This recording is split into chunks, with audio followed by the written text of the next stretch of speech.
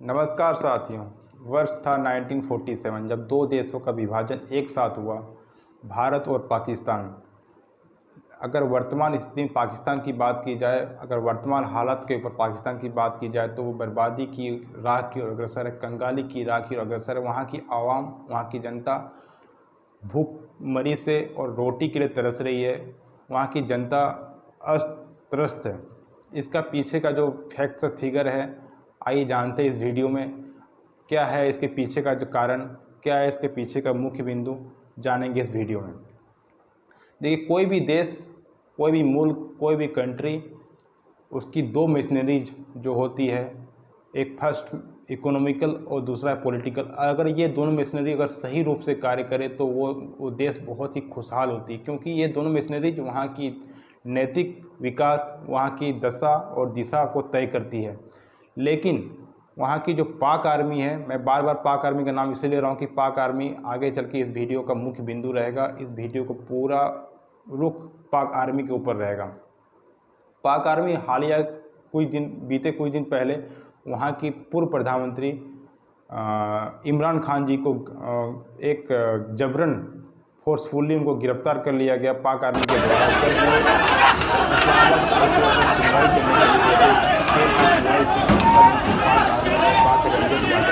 गिरफ्तार करके उनको जेल में डाल दिया।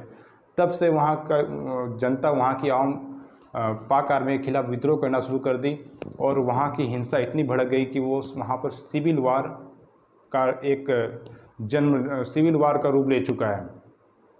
देखिए, पीछे बीते कुछ साल से अगर मैं एक ऑफिशियल डेटा की बात करूं तो पाक आर्मी लगभग समय दर समय वहाँ की राजनीतिक पार्टियां, वहाँ की जो सरकारें को गिराना चाहती है। और एक डेटा के हिसाब से, डेटा के अकॉर्डिंग अगर मैं बात करूं तो ऑलमोस्ट 30 से 35 साल पाक आर्मी ने अपने सत्ता पर काबिज होकर सत्ता का शासन, पाकिस्तान के ऊपर शासन किया है, जो बहुत ही दुर्भाग्यपूर्ण रहा है। देखिए, इनके पीछे का जो इन्फ्लुएंस है, वहाँ की जो सरकार बनती है वो पाक आर्मी के द्वारा इन्फ्लुएंस होती है, पाक आर्मी के द्वारा बनाई जाती है। वहाँ की सरकारें पाक आर्मी को इतनी मजबूत बनाती है, इतना प्रॉस्पेरस, इतना समृद्ध बनाती है कि पाक आर्मी जब चाहे उनको सत्ता से हटा सकती है, सत्ता पर उनको काबिज कर सकती है। वहाँ की सरकार पाक आर्मी को बहुत सारी सुविधाएं प्रदान करती है। पहला सुविधा मैं बात करूँगा तो लैंड यानी ज़मीन, उनको ज़मीन प्रोवाइड करती है, जिसमें वो किसी प्रकार का फर्टिलाइज, एग्रीकल्चर, कमर्शियलाइज या इंडस्ट्री खोल सकती है। वो कुछ भी बना सकती है, सीमेंट से लेकर नमक से लेकर के वहाँ की जितने भी उत्पादक चीज़ हैं, सारा चीज़ के ऊपर जो हाथ होता है वहाँ की पाक आर्मी का होता है। वो कुछ भी इंडस्ट्रियल एरिया खोल सकती है, उस पर कुछ भी अपना कार्य कर सकती है और इंडिपेंडेंट होकर कार्य कर सकती है। दूसरा, जो वहाँ पर इतनी सारी प्रिविलेज यानी कि इतनी सारी सब्सिडी उनको दी जाती है, उनको एक मेंबरशिप दी जाती है, क्लब मेंबरशिप जिसको बोलते हैं, या फिर दूसरा होता है सब्सिडरी। यानी कि सब्सिडरी अगर मैं बात करूं तो उनको एक गवर्नमेंट के बिहाफ में उनको बिजली, पानी, गैस, बहुत तरह की सुविधाएं प्रदान की जाती है। और तीसरा जो है, उनको फ्री मार्केटिंग प्रदान की जाती है, जहां मार्केट में वो किसी भी प्रकार का बिजनेस को शुरू करके वहां पर अपना सोर्स ऑफ इनकम को बढ़ा सकती है। आपने कभी भी किसी भी देश की आर्मी के बारे में ये नहीं सुना होगा कि वहाँ की आर्मी मतलब एक सिनेमा इंडस्ट्री को चलाती है, फिल्म इंडस्ट्री को चलाती है, लेकिन पाक आर्मी एक ऐसी आर्मी है जो उनका एक खुद का एक फिल्म इंडस्ट्री भी है, एक खुद का एक ड्रामा कंपनी भी है जो वो चलवाती है। कितनी दुर्भाग्यपूर्ण है, कितनी शर्मनाक बात है। मैं एक बहुत अच्छी किताब जो आयशा सिद्दीकी के द्वारा लिखा हुआ है वो बताती हैं इस किताब में। उनके द्वारा ये किताब जब लिखी गई 2007 की बात है, तो उनको दबा दिया गया, उनको गद्दार साबित कर दिया गया, उनके खिलाफ कानूनी कार्रवाई का रूप लिया गया। लेकिन उनकी एक किताब का मैं स्टडी किया, उनकी किताब के बारे में जब मैं पढ़ा तो वो लिखती हैं, वो उसमें एक वर्ड का इस्तेमाल करती हैं, मिल बस, यानी कि मिलिट्री बिजनेस। वहाँ की जो आर्मी है किस प्रकार अपने बिजनेसेस को चलाती है, किस प्रकार वो अपना पूरे देश के ऊपर अपना सत्ता अपना कायम करना चाहती है, अपना पूरा देश के ऊपर अपना इन्फ्लुएंस दिखाना चाहती है। वहाँ की जनता आज तक अपना मतलब ब्लाइंड होकर के वहाँ की पाक आर्मी के ऊपर विश्वास करते आई है।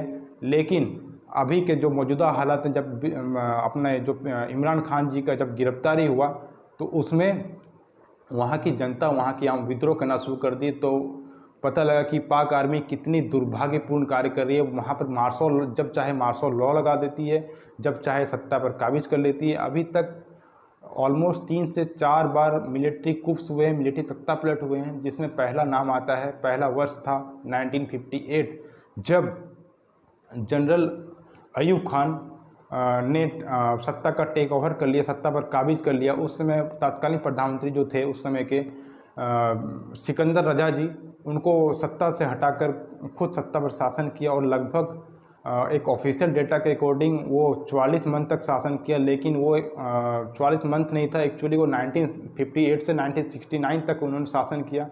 और सेकेंड जो मिलिट्री कूप हुए थे वो 1977 से लेकर 1985 तक हुआ था, जब जुल्फ़िकार अली भुट्टो जो वहाँ के तत्कालीन प्रधानमंत्री थे और जियाउल हक, जो जनरल जियाउल हक, उन्होंने फिर से ओवरटेक कर लिया और जुल्फ़िकार अली भुट्टो को सत्ता से बेदखल कर दिया गया और सत्ता पर पुनः काबिज हुआ। तो ये साल दर साल ये मतलब कई बार उन्होंने ऐसा करने की कोशिश किया और कई बार उन्होंने सफल भी हुए। लेकिन और अंतिम रूप से जब तख्ता पलट की बात करें तो साल था 1999, जब करगिल वार चल रहा था। जनरल परवेज मुशर्रफ ने वहाँ उस समय के प्रधानमंत्री जो थे नवाज शरीफ को सत्ता से बेदखल कर दिया गया, सत्ता से उनको हटा करके उनको ओवरथ्रो कर दिया गया, उनको एक तरह से एक सत्ता से हटा दिया गया उनको, और सत्ता पर पुनः वो काबिज हो गए परवेज मुशर्रफ जो, साल 2008 तक वो सत्ता पर बने रहे। देखिए इसके पीछे का जो लॉजिक बहुत बड़ा लंबा इतिहास रहा है। वहाँ की किसी भी देश की आर्मी वहाँ की जनता के प्रति अपना समर्पण भाव रखती है, लेकिन वहाँ की जो पाक आर्मी है ऐसा नहीं है। और अगर मैं एक ऑफिशियल डेटा के एक ऑफिशियल आंकड़े की बात करूँ तो हेल्थ और एजुकेशन सेक्टर्स को अगर की बात करें, हेल्थ और एजुकेशन सेक्टर की बजट से अगर कंपेयर करें तो वहाँ का जो मिलिट्री, वहाँ का जो डिफेंस बजट है ऑलमोस्ट 3 से 4 गुना हेल्थ और एजुकेशन से ज़्यादा है। यानी कि ऑलमोस्ट 30% जो बजट का पर जो खर्च किया जाता है वहाँ पर डिफेंस पर किया जाता है, जो कि एक तरह से एक डिफेंस को तो मजबूत बना रहा है, लेकिन देश को की बदहाली, देश को अब कमज़ोर बनाए जा रहे हैं। आयशा सिद्दीकी ने कई बार इनको एक्सपोज करने की कोशिश की, लेकिन आयशा सिद्दीकी को उनको बार बार रोका गया। उन्होंने बहुत अच्छी किताब लिखी, उनका जो बुक का नाम था Military Inc, the Inside Military Economy, जिसमें उन्होंने पूरा आर्मी के ऊपर, पाक आर्मी के ऊपर उन्होंने अपना सारा अपना लिखा है और उन्होंने उनको एक एक्सपोज करने का कोशिश किया है, लेकिन उनको बार बार उन पर दबाव बनाया गया। बहुत सारे इसमें रीजन्स हैं। अभी तक जो अगर किसी भी देश का अगर जनता कितनी खुशहाल है तो हम उसको जीडीपी के हिसाब से नाम मापते हैं। और फिर जो जीडीपी जो होता है, ग्रॉस डोमेस्टिक पर कैपिटा, जो इनकम जीडीपी पर कैपिटा जो पाकिस्तान का है वर्तमान में पिछले एक दशक में सबसे निचले स्तर पर है। अभी जो जीडीपी है पाकिस्तान का, जो जीडीपी पर कैपिटा है जो वहाँ का, वो 1486 $1,486 है, जो सबसे न्यूनतम दर है, जो सबसे न्यूनतम है पिछले 10 सालों में।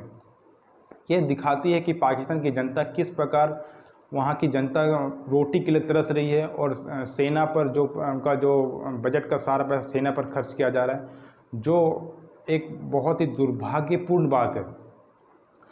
जीडीपी एक्चुअली जो होता है, हर देश, कोई भी देश जो स्ट्रॉन्गेस्ट देश, पावरफुल देश है, वो अपने आर्मी पर तो खर्च करती है, साथ ही अपने हेल्थ पे और एजुकेशन पे खर्च करती है। लेकिन हमारा जो पाकिस्तान है वो ऐसा नहीं करता। अपना ऑलमोस्ट 30% जो जीडीपी का बजट का वो अपने आर्मी के ऊपर, अपने मिलिट्री पर खर्च करती है, जिसका गलत फ़ायदा, नाजायज़ फ़ायदा वहाँ की आर्मी उठाती है और उनको वहाँ की जनता को उनका हाल बेहाल करती है।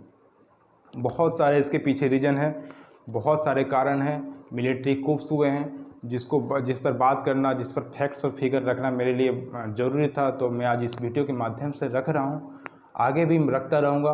पाकिस्तान को अगर सही मायने में अगर दशा दिशा सुधारनी होगी तो वहाँ कर मिलिट्री को पावर को कम करनी होगी, वहाँ की मिलिट्री सत्ता को समय पर नहीं आने दिया जाना चाहिए, जिससे कि वो देश एक नया मोड़ ले सके, एक नया विकास की मार्ग की ओर अग्रसर हो सके। लेकिन ये तभी संभव हो सकता है जब वहाँ की जनता, वहाँ की आवाम जागरूक हो, वहाँ की जनता जागरूक हो, वहाँ की जनता एजुकेटेड हो। हाल ही में इमरान खान के द्वारा जो केस दायर किया गया, इमरान खान जो साल जब 2018 में एक बहुमत पार्टी के रूप में आई थी, तब उन्होंने बहुत सारे वायदे किए थे और उनका जो इन्फ्लुएंस था बहुत अच्छा था। उन्होंने एक अल कादरी यूनिवर्सिटी के नाम से, जहाँ पर उनको पाकिस्तान के आवाम को, पाकिस्तान के लोगों को एक बेहतर एजुकेशन मिलता, एक अल कादरी यूनिवर्सिटी के नाम से उन्होंने खोला था। लेकिन उनके ऊपर भ्रष्टाचार का मामला दर्ज किया गया, भ्रष्टाचार का आरोप लगाकर उनको जबरन अरेस्ट कर उनको जेल में डाल दिया गया। ये कहाँ तक सत्य है, इसके ऊपर बात करना, इसके ऊपर अभी मेरी रिसर्च जारी है। मैं समय दर समय इसके ऊपर अपना वक्तव्य, अपना जो मेरा विचार रखता रहूँगा और आपके सामने मैं लाता रहूँगा। और ठीक है, आज मेरा इस वीडियो के माध्यम से मैं इतना ही कहना चाहूँगा। अगर मेरी बात आपको सही मायने में अच्छी लगती है, सही मायने में सुनना चाहते हैं, तो मेरे साथ जुड़े रहिए। मेरे चैनल को लाइक करें, फॉलो करें, सब्सक्राइब करें, कमेंट करें। धन्यवाद। जय हिंद, जय भारत।